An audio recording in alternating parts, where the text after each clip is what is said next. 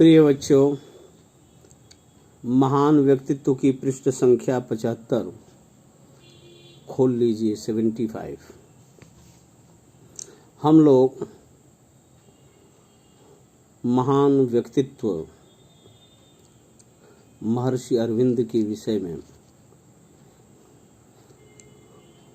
इस पृष्ठ पर आधा तक पढ़ चुके हैं। इसके आगे इनके विषय में हम लोग पढ़ेंगे।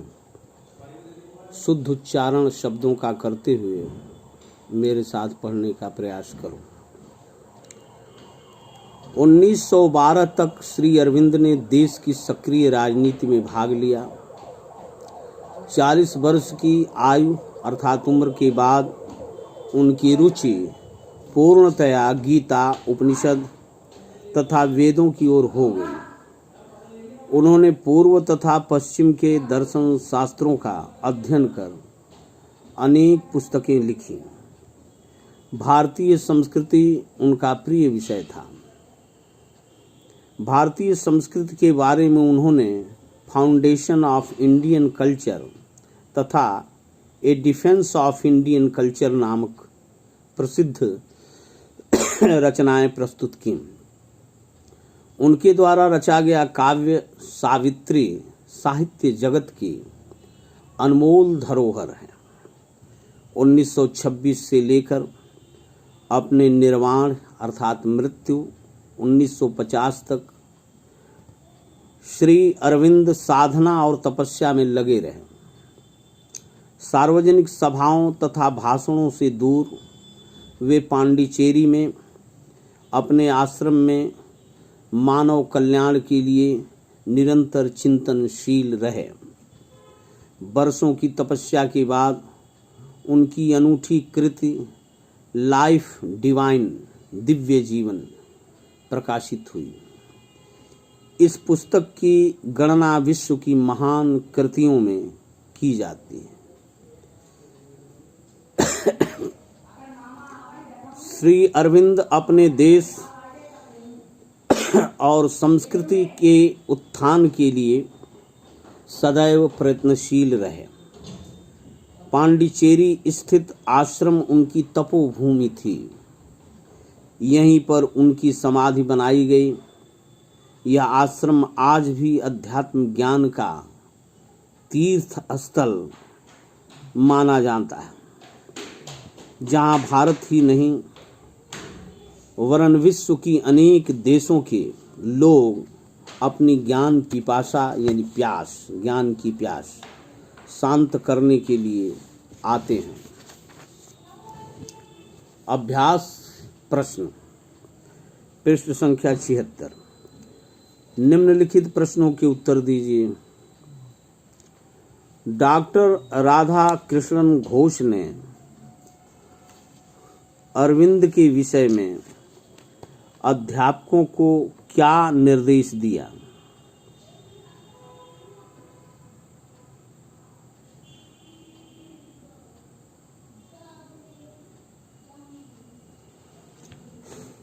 डॉक्टर राधा कृष्णन घोष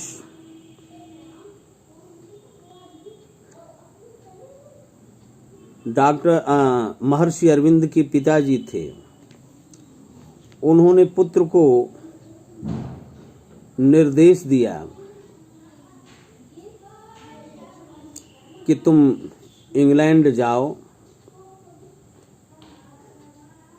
और अंग्रेजी शिक्षा प्राप्त करो, क्योंकि वे पाश्चात्य विचारधारा में रंगे हुए थे और अरविंद को भारतीय प्रभाव से मुक्त रखना चाहते थे। वर्ष 1893 में क्या महत्वपूर्ण है?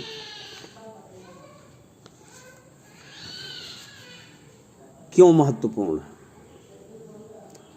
वर्ष 1893 इसलिए महत्वपूर्ण है कि इसी वर्ष स्वामी विवेकानंद ने शिकागो में आयोजित विश्व धर्म सम्मेलन के मंच से भारतीय संस्कृति के गौरव का उद्घोष किया था। इसी वर्ष 1893 में लोकमान्य बाल गंगाधर तिलक ने राष्ट्रीय चेतना जागृत करने के लिए गणपति उत्सव का शुभारंभ किया। 1893 में ही एनी बेसेंट भारत आई और उन्होंने भारतवासियों में अपने प्राचीन धर्म के प्रति स्वाभिमान जगाने का प्रयास किया। 1893 में ही गांधी जी रंग भेद के विरुद्ध संघर्ष करने के लिए दक्षिण अफ्रीका पहुंचे। इसलिए 1893 वर्ष बहुत महत्वपूर्ण। प्रश्न नंबर 3, अरविंद को भारत किस रूप में दिखाई देता था?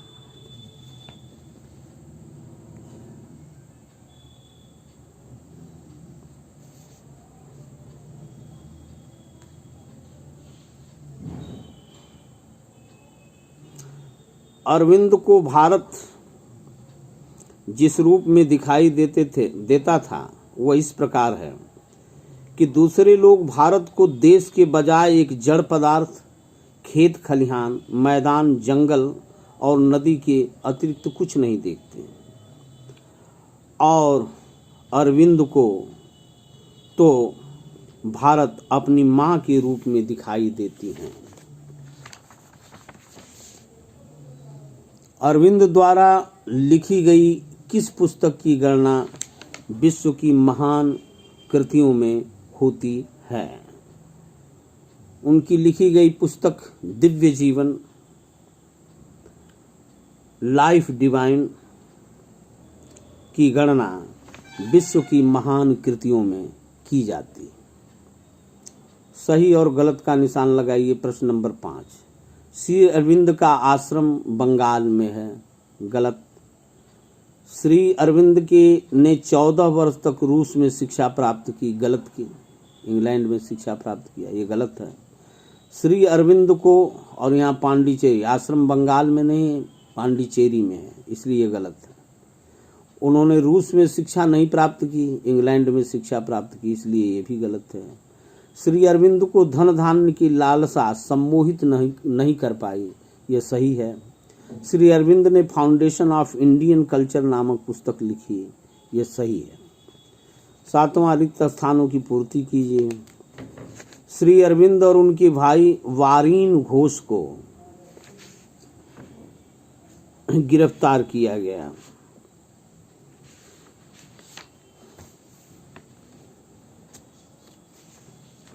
वारिन घोष को किस मामले में गिरफ्तार किया गया?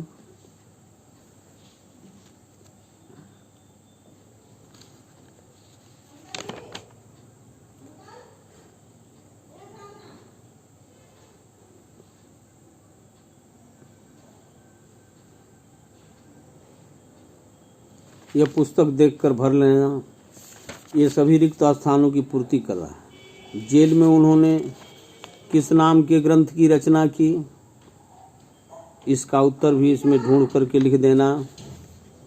और श्री अरविंद का जन्म कोलकाता, ये उनके द्वारा रचा गया काव्य साहित्य जगत की अनमोल धरोहर है। इन सब रिक्त स्थानों की पूर्ति कर लेना। पांडिचेरी स्थित आश्रम उनकी तपोभूमि थी। उन्होंने वंदे मातरम पत्र का संपादन किया। इनको सही क्रम में लिख लेना।